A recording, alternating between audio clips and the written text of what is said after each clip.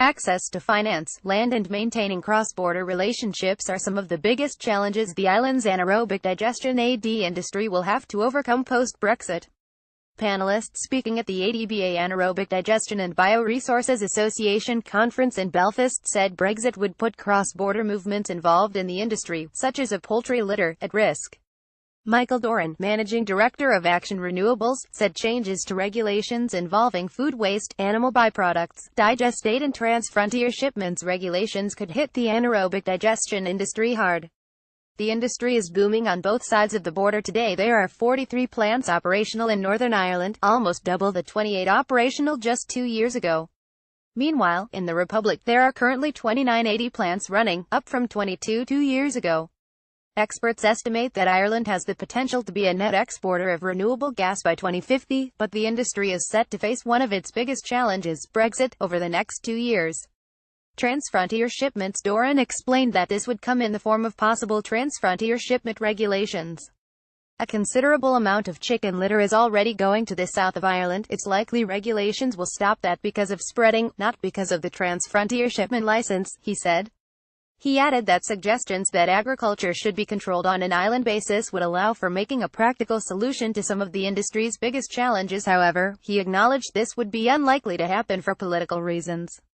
Regulations yet to be introduced in the UK regarding the use of digestate and food waste will also have an impact.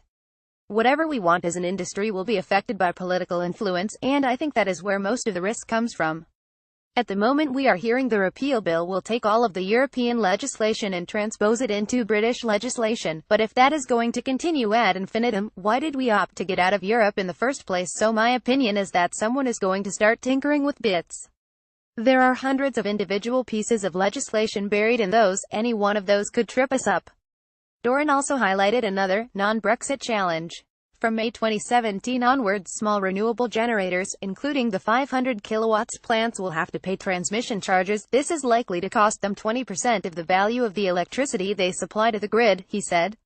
One company said it is planning a new office in Ireland. Sam McCloskey, the Centre Director for the Centre for Advanced Sustainable Energy case, asked representatives from key stakeholders in the industry how their organizations had prepared for Brexit, as well as to list positive and negative impacts of how they felt it would impact the industry.